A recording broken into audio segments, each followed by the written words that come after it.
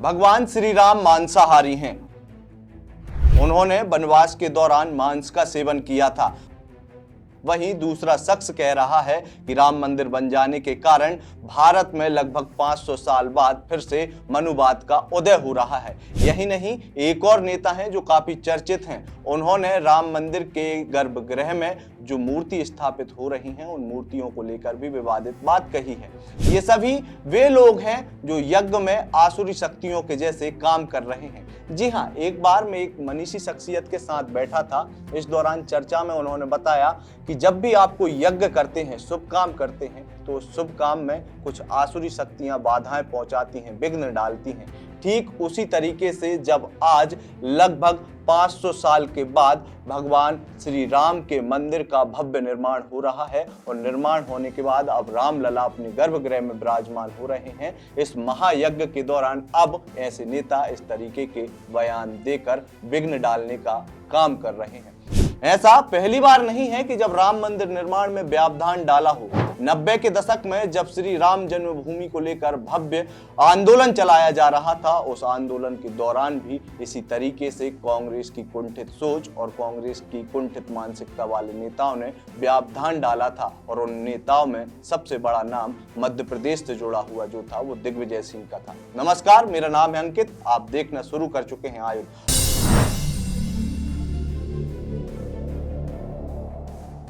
आज के वीडियो में हम बात करेंगे कि कैसे जब राम मंदिर आंदोलन चल रहा था, उस राम मंदिर आंदोलन को विफल करने के लिए मध्य प्रदेश के नेता दिग्विजय सिंह के हाथ में कमान सौंपी थी तत्कालीन प्रधानमंत्री पीवी नरसिम्हा राव ने। रामलला की जिस मूर्ति पर सारा झगड़ा हुआ वो मूर्ति कहां है?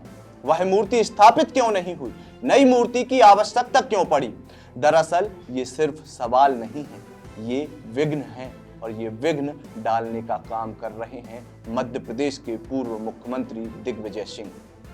22 जनवरी को रामलला की प्राण प्रतिष्ठा होनी है, तो इस बार भी दिग्विजय सिंह बिना विवाद खड़े किए कैसे रह सकते हैं? हालांकि उनके सवालों का सीधा जवाब विश्व हिंदू परिषद के द्वारा दिया जा चुका है कि राम मंदिर की खुदाई के दौरान मिली मूर्तियां गर्भगृह में स्थापित करके पूजी जाती रहेंगी। पर दिग्विजय सिंह को तो विघ्न ही खड़ा करना है, राम के मार्ग में गतिरोध ही पैदा करना है। ठीक वैसा ही जैसे वर्ष 1996-97 में पीवी नरसिम्हा राव की सरकार के समय मध्य प्रदेश के मुख्यमंत्री रहते हुए दिग्विजय सिंह ने यह विवाद खड़ा किया था। दरअसल नरसिम्हा राव ने कुछ सम्मानीय साधु संतों की एक समिति बनाने की योजना इस विचार पर की कि किसी भी तरीके से मंदिर बनाने का संकल्प और स्वप्न दिखाकर भाजपा सत्ता पर काबिज ना हो जाए, क्योंकि नरसिम्हा राव अच्छे तरीके से समझते थे कि विश्व हिंदू परिषद जन्म स्थान पर मंदिर बनाने का जो अभियान चला रही है उससे जन भावनाएं जुड़ी हुई हैं और इसका लाभ किसे मिलेगा? राजनीति के सातिर खिलाड़ी नरसिम्हा राव साधु संतों मठाधीशों की जो समिति अयोध्या के लिए बनाना चाह रहे थे उसमें से कुछ पीठाधीश्वरों को मैनेज करने का काम दिग्विजय सिंह को दिया गया। इस समय तक नरसिम्हा राव संसदीय दल की बैठक में ढांचे को दोबारा बनाने की बात कह चुके थे। इस पर दिग्विजय सिंह ने प्रधानमंत्री नरसिम्हा राव के सिपह सलाहकारों से साफ कह दिया कि जिन संतों के बारे में आप कह रहे हैं उनसे मैं आपकी बात करवा सकता हूं। ये बात दिग्विजय सिंह ने कही थी, याद रखिएगा। आपके आने जाने की विमान से व्यवस्था तक मैं करा दूंगा, आपके साथ महात्माओं के पास मैं नहीं जाऊंगा। आखिर क्यों दिग्विजय सिंह महात्माओं के साथ जाने से कतरा रहे थे? दिग्गी राजा को किस बात का डर था कि उन्हें कांग्रेस की ओर से मंदिर बनाने के लिए यदि महात्माओं की समिति से जोड़ने का काम दिग्विजय सिंह के पास आया तो इस काम को दिग्विजय सिंह मीडिया के डर से दुखे छिपे और अनमने मन से कर रहे थे। आज वही दिग्विजय सिंह अयोध्या में राम मंदिर की प्राण प्रतिष्ठा के समय अनर्गल आरोपों के साथ विघ्न से भी गुरेज कर रहे हैं, जो उस समय मुख्यमंत्री रहते हुए भी इस बात का ख्याल रखते थे कि नरसिम्हा राव ने मुझे एक ऐसा काम दिया है जो मंदिर निर्माण से जुड़ा हुआ है। यह बात मीडिया में आ जाने से कहीं उन्हें ये दिक्कत ना हो जाए। ये सारी बातें मैं आपको मनगढ़ंत या फिर भ्रम में डालने के लिए नहीं बता रहा। इन बातों का तथ्य है और वो तथ्य है युद्ध में अयोध्या नाम की वो पुस्तक, जो कि पत्रकार हेमंत शर्मा के द्वारा लिखी गई है। हेमंत शर्मा ने अपनी इस पुस्तक में जिक्र करते हुए लिखा है कि जब बाबरी विध्वंस हो गया था, उसके बाद पीवी नरसिम्हा राव काफी द्रवित थे, लेकिन वे कैसे भी करके इस पूरे आंदोलन को खत्म करना चाह रहे थे, क्योंकि आंदोलन के कारण जन भावनाएं भाजपा के साथ जुड़ गई थी और कहीं ना कहीं यह जन भावनाएं आगामी चुनाव में वोट में बदल सकती थी।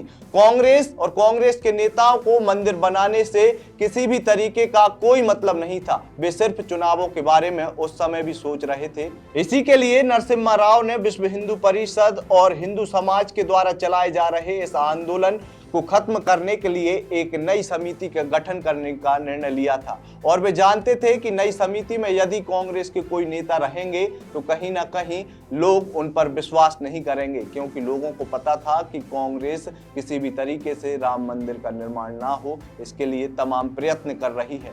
कार सेवकों पर तब तत्कालीन उत्तर प्रदेश के मुख्यमंत्री मुलायम सिंह के द्वारा गोलियां चलाने से तक गुरेज नहीं किया गया था, तब भी कांग्रेस के नेता चुप्पी साधे हुए थे और कांग्रेस अच्छे तरीके से समझ चुकी थी कि अब रामलला के भव्य मंदिर निर्माण को कोई नहीं रोक सकता। इसके लिए पीवी नरसिम्हा राव के सिपा सलाहकारों ने जो योजना बताई कि आप साधु संतों के साथ मिलकर एक समिति बनाइए, और यहां तक कहा था कि साधु संतों को इस बात की बिल्कुल भी भनक नहीं लगनी चाहिए कि हम इस तरीके की कोई समिति बना रहे हैं या इस समिति के पीछे किसी भी तरीके से कांग्रेस के किसी नेता का हाथ है। जिसके बाद पीवी नरसिम्हा राव के सिपा सलाहकार देश भर के अलग अलग साधु संतों से मुलाकात करने पहुंचे और उनसे कहा कि हम इस तरीके की एक समिति बनाना चाहते हैं जिसके माध्यम से मंदिर का निर्माण हो जाए। बता दें कि मंदिर का निर्माण होने के पीछे केवल मंदिर निर्माण की मंशा नहीं थी, बल्कि कांग्रेस की मंशा थी कि कहीं ना कहीं मंदिर के निर्माण से जो वोट भाजपा को मिलने हैं वो वोट कांग्रेस को मिल जाए। मंदिर निर्माण का यहाँ पर कहीं भी किसी भी तरीके का कोई भी उनके मन में शुरुआत से ही कोई भाव नहीं था। तब पीवी नरसिम्हा राव के सिपा सलाहकार जगह जगह साधु संतों के पास गए, लेकिन साधु संतों ने उन्हें दुत्कार कर वहां से भगा दिया और कहा कि वे इस तरीके की किसी भी समिति में शामिल नहीं होंगे। लेकिन पीवी नरसिम्हा राव ने दिग्विजय सिंह को जब इस पूरे मूवमेंट में शामिल किया तो दिग्विजय सिंह बड़े चालाक नेता थे, वे सफल हो गए कुछ साधु संतों को मनाने के लिए। उन्होंने कुछ साधु संतों को मनाया भी, जिसके बाद एक रामानंद नाम के ट्रस्ट की रचना की गई। उस ट्रस्ट की रचना के दौरान ये बात आई कि अब ट्रस्ट किसी भी तरीके से कोई काम करेगा, लेकिन तब तक वर्ष 1996 में चुनाव का समय आ गया और पीवी नरसिम्हा राव, जो कि राजनीति बहुत अच्छे से जानते थे, वो समझ गए कि यदि वे अभी इस ट्रस्ट के माध्यम से राम मंदिर को लेकर कोई दूसरा मूवमेंट खड़ा करेंगे तो उससे राजनीति कहीं ना कहीं प्रभावित हो सकती है। इसलिए वर्ष 1996 में उन्होंने कहा कि चुनावों के बाद ही किसी तरीके का कोई निर्णय लिया जाएगा। तो इस पूरी कहानी को सुनाने का मतलब ये था कि जो दिग्विजय सिंह आज राम मंदिर निर्माण में प्राण प्रतिष्ठा में मूर्तियों की बात कर रहे हैं, वो दिग्विजय सिंह केवल आज विघ्न नहीं डाल रहे। इससे पहले भी 90 के दशक में जो राम जन्मभूमि को लेकर आंदोलन चलाया जा रहा था, उस आंदोलन को खत्म करने में एक तरफ जहां पूरी कांग्रेस जुटी हुई थी, तो कांग्रेस के नेता दिग्विजय सिंह भी अपनी जी जान तक लगा देने के लिए तैयार थे।